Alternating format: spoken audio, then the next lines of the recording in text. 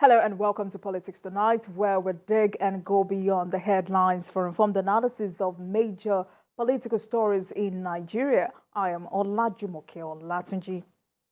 Nuhu Ribadu assumes office as the National Security Advisor, reaffirms the president's mandate on securing lives and property nationwide. The National Security Advisor.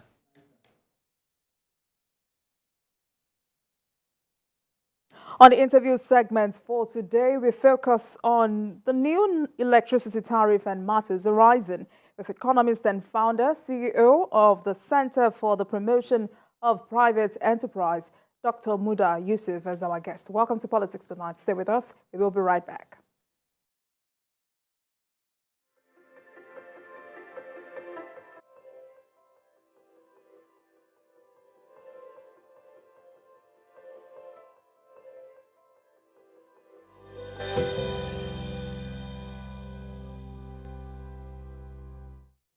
Welcome back and thank you very much for staying with us. You're still watching Politics Tonight, digging beyond the headlines. And now to some developments in the polity. Nuhu Ribadu has assumed office as the National Security Advisor, reaffirming the president's mandate on securing lives and property of Nigerians. He says there's no better time to take on the security challenges than now. A change of baton at the Office of the National Security Advisor. Nuhu Ribadu formally assumes the role of National Security Advisor, taking over office from Major General Babagana Mungunu, retired.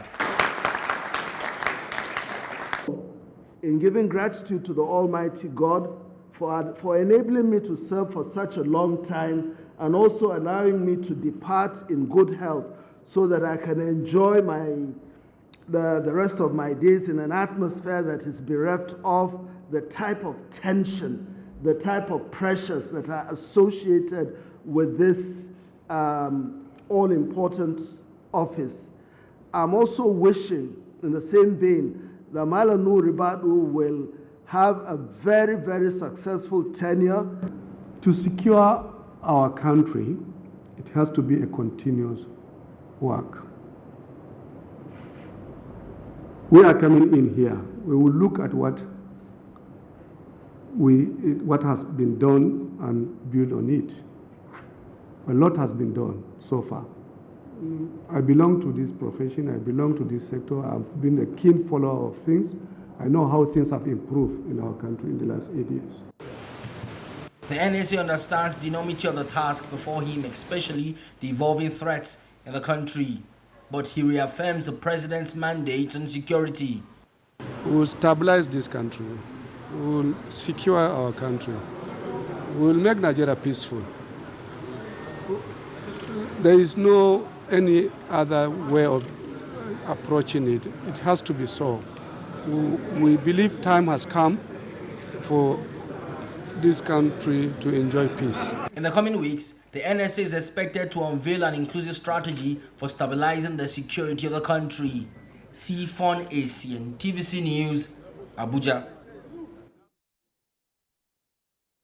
President Bola Tinubu has approved the renaming of 15 of the country's airports after the immediate past presidents Muhammadu Buhari and other prominent Nigerians. According to a statement, the president took the initiative as part of the ongoing reforms in the aviation industry. The Maiduguri airport has now been renamed after the immediate past president Muhammadu Buhari, honoring his service to the nation. Likewise, the Port Harcourt Airport now bears the name of the late nationalist Obafemi Awolowo, recognizing his significant role in shaping Nigeria's history. In addition, the Nasarawa Airport has been immortalized with the name of Usman Dan Fodio, the renowned founder of the Sokoto Caliphate.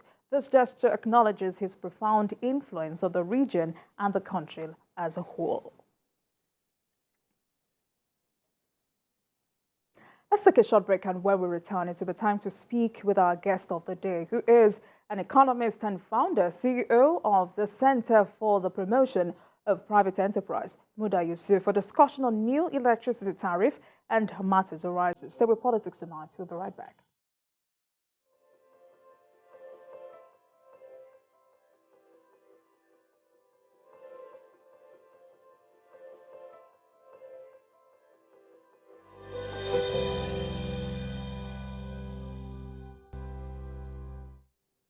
Welcome back. You're still watching Politics Tonight, digging beyond the headlines. And now to our interview with the guest of the day. I am joined by an economist and founder, CEO of the Center for the Promotion of Private Enterprise, Muda Yusuf, for discussion on new electricity tariff and matters arising. Thank you very much for joining us this evening, Dr. Yusuf.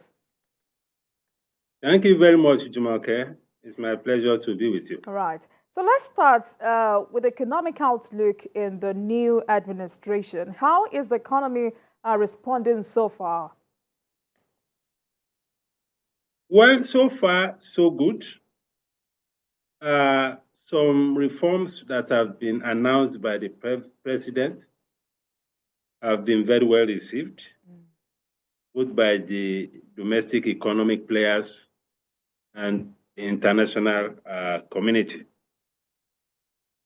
especially the global business community, because it is felt that these reforms will help to improve the investment environment.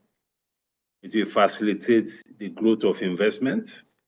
It will facilitate the attraction of foreign investment, whether we are talking about foreign direct investment or foreign portfolio investment. It will also instill confidence generally within the domestic economy, make our major components of economic structure more transparent, especially when we talk about the foreign exchange environment, and also reduce the level of corruption, speculation, discretionary powers, and all of that.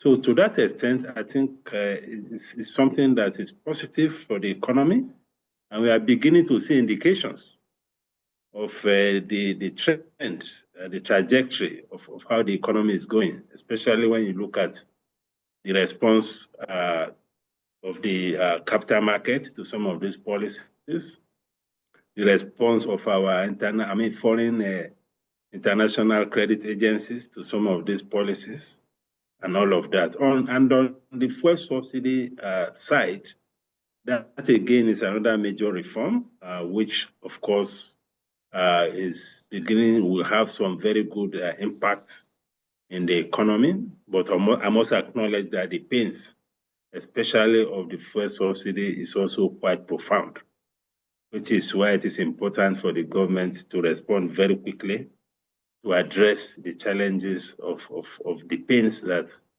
particularly the fuel subsidy has inflicted, especially with respect to the cost of transportation and cost of energy for our SMEs and individuals that depend on small generators and all of that, to fuel their cars, to power their premises and so on. So those two components are very key, and they are perhaps the most fundamental reforms that this economy requires. So going forward, I think what remains is for us to begin to adjust to the realities of these policies and to begin to fine-tune the policies, because no policy is perfect. You begin to fine-tune as you progress with the implementation of those policies. So that fine-tuning component is what I think we should begin to look at to ensure that we get the optimum results from the reforms and the policies that have been announced so far. All right, so which of these policies do you think needs these fine-tuned components you've just talked about? Well, first, the foreign exchange policy is on course, but we need to ensure the stability of the exchange rate. Because before we came to this point, what we had was all manner of malpractices in the exchange rates.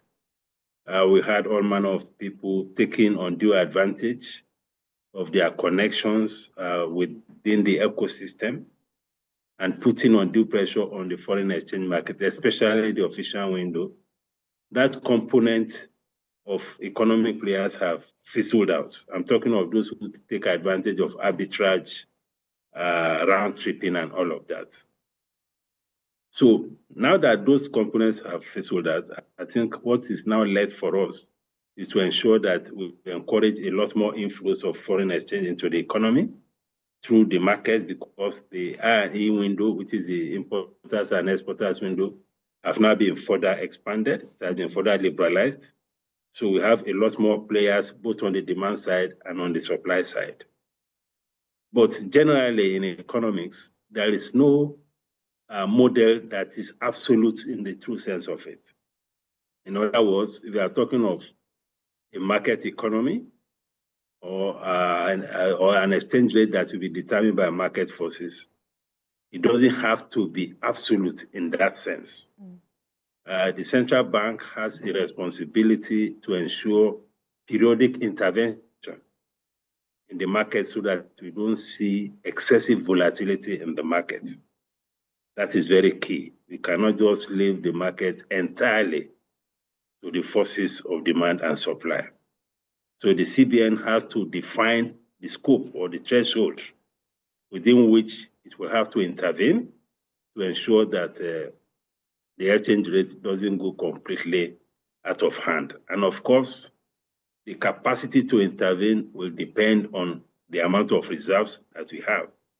So that will also guide the degree to which the CBN can intervene and how it will intervene. And when I talk about intervention, I'm not talking about the CBN going to fix rates. Certainly not.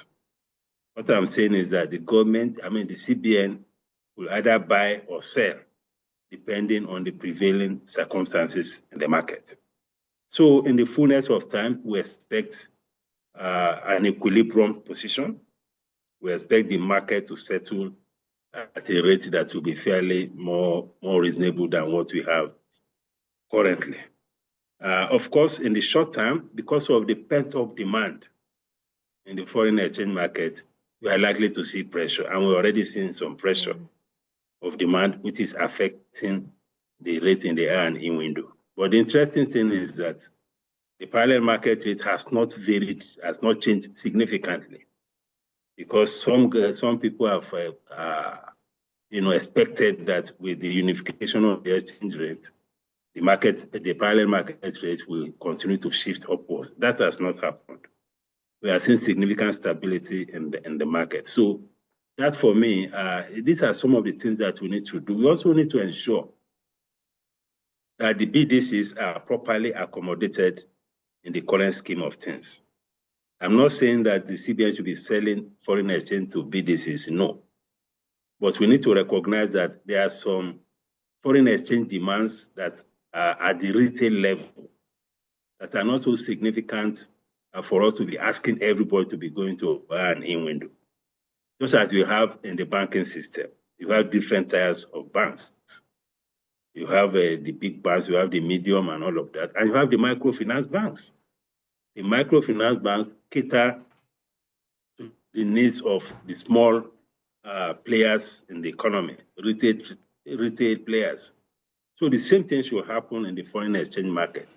Those who need $500, $1,000, $2,000, they don't have any business going to the I&E window. They can channel their requests through the BDCs. So as you further structure the market in a way that the BDCs, I'm talking about the Bureau de Change, will be accommodated in the scheme of things. Then we need to review the 41 items that have been excluded from the market so that we don't create a situation where there will be additional pressure on the parallel market because the 41 items are not properly accommodated. If the policymakers have any challenge as to which of the items should not actually be in the I&E window, then we can treat that as a trade policy matter to determine whether we should put it on import prohibition list or we should increase the tariff and all of that. But it's not appropriate to have a situation where you have a foreign exchange market and begin to list items that should not participate. What should happen is that such matters we deal with within the scope of trade policy. So these are some of the things I think we should do. And in the fuel subsidy side, of course, it's an issue, and I can imagine the pressure that we are having as a result of that. But we need to move very quickly to ensure that we stabilize the market by introducing a lot more competition and all of that in the market. So the process is on to license a lot more people to be able to import fuel, at least in the short run, so that we will introduce some competition into the market. So far, so good. It's work in progress. We continue to fine-tune these things. All right, Dr. Yusuf. So, I mean, after fuel subsidy removal, hike in electricity tariff is due on the 1st of July. Why this at this time? Well, the timing is a big issue because whatever policies we put in place, we need to ensure that we are sensitive to the social environment. That is one thing that the electricity providers have not taken into account. So it is therefore very important to get the policymakers to also weigh in on some of these things. Because when you have a situation where there is a lot of pressure on the citizens already, and the palliatives that are being expected are yet to be delivered, it is insensitive to come up with the kind of proposal and announcements that the electricity providers have put forward. So those in charge of strategy in this administration need to also be up and doing to ensure that we don't have a situation where some of these issues will just be, it's like throwing spinach in the works, because the citizens are struggling with coping with the regime of the fuel subsidy, the prices, the transportation costs, and all of that.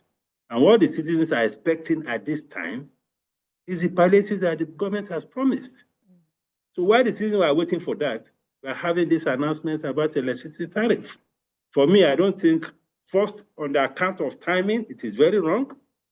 And the kind of figures in terms of the rates that they are proposing will increase. They are talking about 30% to 40% increase.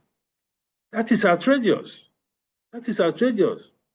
Yes, we know there are private sector providers, but again, there has to be a framework to moderate these kind of things so that they don't further create additional social tension. Because if we don't have social stability in an economy, how will anybody function? How will even businesses function? Because economic reforms, economic management, at the end of the day, is about the people. These reforms are not ends in themselves. They are means to an end, and the end is the welfare and the well-being of the people. So we need to take all of this into account in the way we sequence the introduction of policies and the way we also communicate to citizens. That is very, very important, so that we also don't create problems for the current administration. All right, so considering the fact that in the last 8 years of the previous administration, electricity tariff had gone up by 186%. What impact do you think the hike in electricity tariff will have on the economy? No, the impact will obviously be very negative. It is very negative, especially when we are just grappling with this fuel subsidy. Many of the SMEs and individuals are not able to use their generators the way they normally use it. The fallback position, of course, we have the public power supply. Actually, the public power supply should be the default position. I mean, it should be the default energy provider. If they don't have that, that is when they go on to use their generator. But if on both sides, both the public power supply and the fuel, the PMS and diesel are becoming prohibitive, how do we want the citizens to survive? How do we want the SMEs to survive? So we need to be careful the way we introduce all of these things so that you don't put too much pressure on the citizens. So the rate hike, of course, is prohibitive, and it's also very difficult to justify. The electricity providers have argued that it's because of foreign exchange and all of that. But can they claim in all honesty that before the flotation of the Naira, they were getting foreign exchange at 461? How much of their foreign exchange were they getting from the I&E window? Most players in the economy, during the regime of the 461 exchange rate, almost 80% or more were sourcing their foreign exchange from the parallel market. So the operating exchange rate in the economy generally had always been around 700 and above. So how can you now use the excuse of the fact that there's unification of the exchange rate, now move the tariff to a level as high as 30, 40%? That is prohibitive. And this is the challenge you have when you have a monopoly situation. Because the discourse, in all, for all practical purposes, are monopolies. And monopolies can, they can do and undo as far as pricing is concerned. So that is why it is important for the regulatory agency in the power sector to also be up and doing. Because electricity, of course, it can be a normal commercial product, but it's also a social product. So the social dimension of the service they are providing has to be taken into consideration. And I'm happy that, of course, we are now having some reform in the power sector. We are now liberalized the provision of power. We are likely to see a lot more off-grid power solutions. We are likely to see a lot more of the renewable power solutions. So government also needs to accelerate progress on that front, so that all of us are not just dependent on all this discourse, all this national grid and all of that. We need to decentralize. This economy is too big to be dependent on a single grid. And we also need to bring some sense of competition to the power sector, so that some of this arbitrariness, will be moderated. So that is the way we should go. All right, Dr. Yusuf, so having analyzed this holistically, are you saying there is absolutely no justification for this hike? And how true is it that these developments may eventually end all forms of energy subsidy in the country? How true is that? Well, I think the goal is to end energy subsidy, but there is only so much you can do at a time. That is the message. You can't do so many things at a time. You can't, on one hand, we are talking of fuel subsidy, we are removing that. We are talking about foreign exchange subsidy, we are removing that. At least we should pause for some time and allow some of these policy measures to be absorbed by the citizens, and allow the normal, proper adjustment to take place before we move on to removing of other subsidies. But just as I said, the rate that is being proposed is highly disproportionate. How do you relate that? Oh, yes, we have exchange rate unification. Is that a justification to be talking about 40% increase? And even on top of that, we still have so many consumers that have no meter. They have not been metered. And you know how exploitative the estimated billing is. This is one of the worst forms of exploitation, this estimated billing. Most of us have gone through it. And I know the pain that the citizens feel when this could just bring bills to you, whether you have electricity or not. All of these things, they just slam a bill on you and say that it's estimated billing. It's very unjust. We should not allow that to continue. So yes, we can progress towards the elimination of subsidy, but again, we need to identify the subsidies that are most damaging to the economy.